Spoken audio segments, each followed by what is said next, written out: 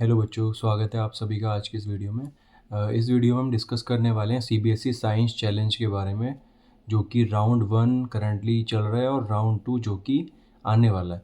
Round 1 अभी हाल ही में हुआ है और उसमें ज़्यादातर जो क्वेश्चन है 8 टू 9th क्लास में जो लोग बच्चे हैं उनके लिए थे राउंड 1 में। तो उसमें क्या हो रहा था कि बहुत सारे बच्चे उन क्वेश्चन को करने में स्ट्रगल फेस कर रहे थे। काफ़ी अच्छे क्वेश्चन थे, मीन्स उनको सेलेक्ट करना है आउट ऑफ पूरी क्लास में से 2 बच्चों को। तो कि जब भी 2 बच्चों को सेलेक्ट करने की बात आएगी तो अब वो बेस्ट क्वेश्चंस को लेके आने वाले हैं, मतलब अच्छे से अच्छा क्वेश्चन आपको देने की कोशिश करी जा रही है। तो अगर आपके अंदर वो कैलिबर है, अगर आपके अंदर वो क्षमता है उस एग्ज़ाम को क्रैक करने की, तो आप सेलेक्ट हो सकते हो उन बेस्ट 2 में, जो कि राउंड 2 के लिए सेलेक्ट हो गए। राउंड 2 टोटली ऑनलाइन होने वाला है, कंप्यूटर बेस्ड एग्ज़ाम है। अब राउंड 1 के बारे में पहले थोड़ी-सी बात कर लेते हैं। कुछ बच्चे पूछ रहे थे कि सिलेबस क्या होने वाला है? भाई सिलेबस हमारा जो भी हम पढ़ रहे हैं 8th, 9th और 10th में जो-जो सिलेबस है, इसमें वो सारा ही इंक्लूड किया हुआ है। मतलब मुझे सीरियसली ऐसा कुछ भी नहीं लगा कि किसी एक पर्टिकुलर क्लास के लिए एग्ज़ाम है। ये कॉमन एक एग्ज़ाम है। इस एग्ज़ाम में क्या है कि साइंस से रिगार्डिंग जितने भी क्वेश्चन्स हैं, जितने भी क्वेश्चन आपने आज तक पढ़े हैं, यहाँ तक कि 10th की क्लास के बच्चों के लिए भी थोड़ा प्रॉब्लमैटिक रहे हैं और अच्छे लेवल के क्वेश्चन जो है पूछे जा रहे हैं। तो ध्यान क्या देना है? सबसे पहले जो भी आपने पढ़ा है उसको, उसके बेसिक कॉन्सेप्ट क्लियर रखना है। न्यूमेरिकल बेस भी कुछ क्वेश्चंस थे और कुछ जनरली साइंस के जो हम पढ़ते हैं ज़्यादातर, जिसमें कॉम्पिटेंसी लेवल होता है, सोर्स बेस, केस बेस जैसे क्वेश्चन होते हैं, इस टाइप से भी क्वेश्चन थे कुछ। तो कुछ क्वेश्चन के बारे में बात कर लेंगे थोड़े अभी। और सबसे पहले हम डिस्कस करते हैं कि ये कैसे राउंड 1 को कंडक्ट किया जा रहा है। तो राउंड 1 जो कि 22 अप्रैल से 26 अप्रैल तक चल रहा है, इस राउंड 1 में भाई साइंस जो हमारी इस बार की थीम है सीबीएसई चैलेंज 2024 की, जो कि इस बार का है, उसमें है science, environment and sustainability. Means आपका जो एनवायरनमेंट है उसको ध्यान में रखते हुए इसमें क्या है कि टोटल 40 क्वेश्चंस आ रहे हैं। 40 क्वेश्चंस में से 12 क्वेश्चन जो है फिजिक्स के हैं, 12 जो है केमिस्ट्री के हैं और 12 जो है बायोलॉजी के हैं। और उसमें जो बच गए 4 क्वेश्चंस वो हमारे ईवीएस से रिलेटेड है। मतलब जनरली जो एनवायरनमेंट साइंस आप पढ़ते हो छोटी क्लासेस में बुक्स में, और जो अब आगे पढ़ोगे, जैसे कि हमारे 10th में एक लास्ट में चैप्टर है फूड चेन और फूड वेब वाला, जिसमें आप एनवायरनमेंट के बारे में पढ़ते हो थोड़ा सा, तो ये उसी के बारे में है। उसमें काफ़ी सारी चीज़ें हमारी एग्ज़ाम में भी पूछी जा रही हैं, सीबीएसई साइंस चैलेंज में भी। तो इसका ध्यान रखना है, जो भी आप पढ़ रहे हो वो अच्छे से पढ़ना है, और ये हमारा एग्ज़ाम में आने वाला है। तो सबसे पहले बात करते हैं राउंड 1 जो कि कंडक्ट किया जा रहा है अभी, उसमें क्या-क्या आ रहा है। तो भाई साइंस चैलेंज जो है ये हमारा सबसे पहले उसमें 60 मिनट्स दिए जा रहे हैं। जो जल्दी से जल्दी कर लेगा उसको उतने ही स्टार मिल रहे हैं। मीन्स अगर 2 बच्चों के सेम सेम मार्क्स 40 में से लेट्स से 25-25 आ रहे हैं, 30-30 आ रहे हैं, तो सेलेक्ट किया जाएगा उस बेस्ट को जो ज़्यादा अच्छे से जल्दी कर लेगा। मीन्स टाइम जिसने कम कंज्यूम किया है 40 क्वेश्चंस को करने में, तो उसको 3 स्टार्स प्रोवाइड किए जाएंगे और वो प्रायोरिटी पे रहेगा राउंड 2 के लिए। अगर 2 बच्चों के सेम मार्क्स आते हैं उस केस में प्रीफरेंस उसे मिलेगी जिसके ज़्यादा जल्दी होगा, मतलब टाइम के बेस पे ये एग्ज़ाम हो रहा है। उसके बाद में इवैल्यूएशन जो है इसका तुरंत करके आपको स्कोर कार्ड बता दिया जाएगा, और उसके साथ ही साथ आपको उन टोटली जो भी आपकी क्लास के बच्चे होंगे उनमें से 2-2 बच्चे सेलेक्ट कर लेंगे तीनों क्लास के, और बता देंगे फाइनली कि लेट्स से कि मान लो आपके टोटल 10-10-10 है तीनों क्लासेस में, जो सेलेक्ट किया आपने एग्ज़ाम के लिए, उनमें से 2-2 बच्चों को यानी टोटल 6 स्टूडेंट को सेलेक्ट कर लेंगे, और उन स्कूल को वापस में उसको रजिस्टर करना है राउंड 2 के लिए। तो राउंड 2 की जो है अभी कुछ टाइम लगेगा उसमें, वो 29 से लेके 7 मई तक होने वाला है।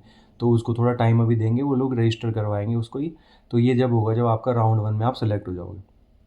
इसके साथ ही साथ भाई क्वेश्चन पेपर जो आ रहा है वो कैसे लेवल का आ रहा है। भाई बहुत से बच्चे पूछ रहे हैं कि सिलेबस क्या है। सिलेबस तो आपका देखो पूरा ही होने वाला है, जो भी आपने आज तक पढ़ा है वो सभी उसमें आने वाला है। बट बात करें कुछ क्वेश्चंस की, जो कि साइंस चैलेंज 2024-25 जो हमारा सेशन है इसमें आ रहा है।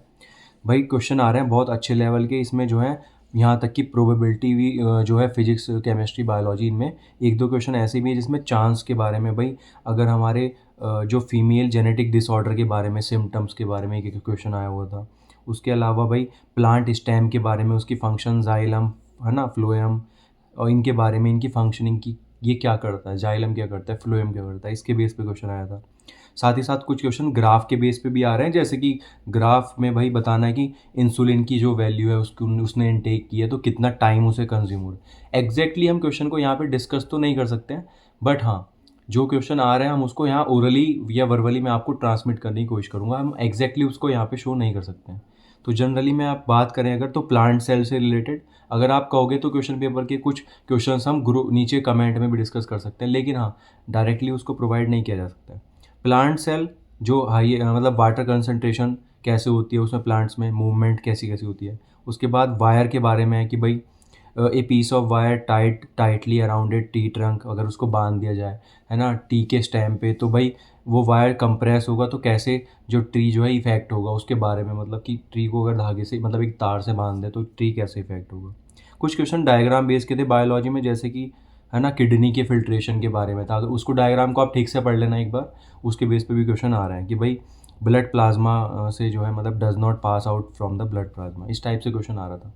उसके बाद में आरबीसी से रिलेटेड एक क्वेश्चन आया था कि उसमें कितने कितने वैल्यू जो है mg पर लीटर जो होती है ये हमारे पास अलग अलग जो हमारे है ना टेस्ट ट्यूब में लेके सैंपल्स की आरबीसीज की जांच करना, उसके बेस पे एक क्वेश्चन था। उसके बाद में कपिल ने एक एक्सपेरिमेंट परफॉर्म किया, उसने जीन्स के बारे, तो एक जीन्स F1 और ये जो आप पढ़ते हो जनरेशन उनके बारे में है ना, पी प्लांट के और वाइट फ्लावर के बारे में एक क्वेश्चन यहाँ से आया था, तो इसको आप अच्छे से पढ़ लेना। उसके बाद में ब्रेन का अच्छे से आप डायग्राम स्टडी कर लेना, ब्रेन से क्वेश्चन आ रहा है एक ना एक।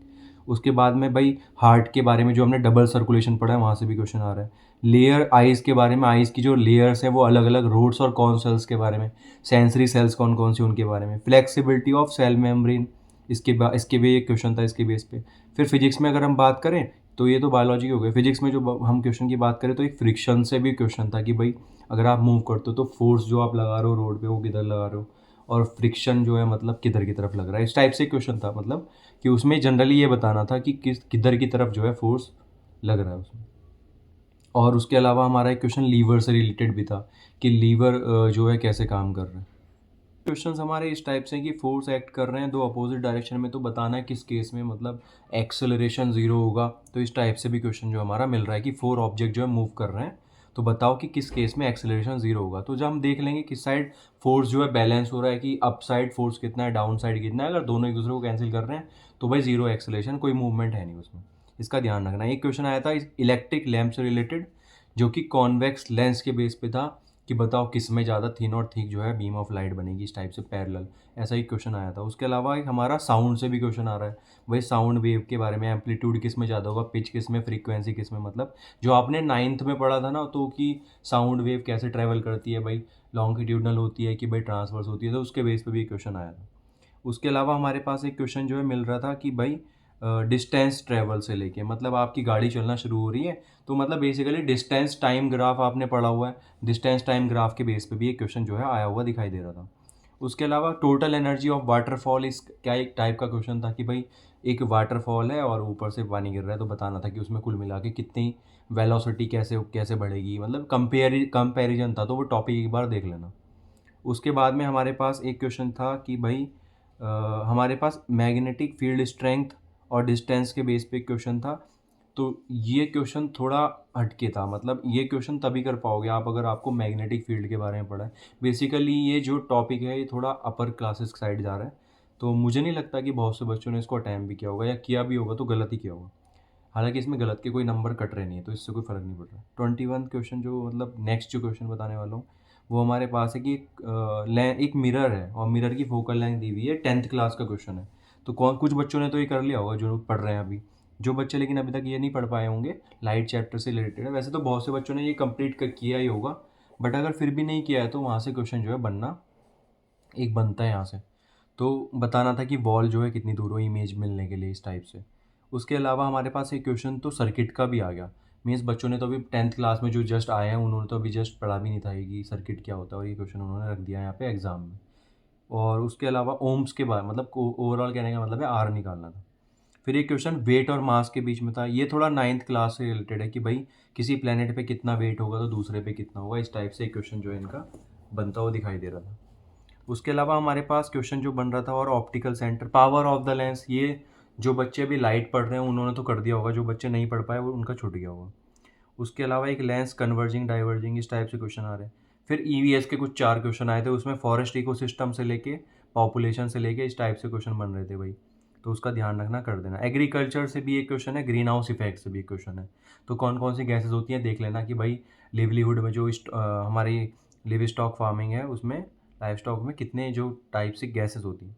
उसके अलावा डिग्रेडेशन ऑफ ओजोन लेयर के बारे में था कि ओजोन लेयर पढ़ लेना थोड़ी सी कि क्या होती है ओजोन लेयर, उससे कैसे कैसे नुकसान हो रहे हैं, उस पर कैसे कैसे इफेक्ट पड़ते हैं। मतलब व्हाट आर स्पीसीज़ जो कि मतलब क्रिटिकल जो होती है उनके बारे में, जैसे हमने पढ़ा था एंडेंजर्ड स्पीसीज़, है ना, तो वो क्या होता है, रेड डेटा बुक पढ़ लेना एक बार क्या होता है।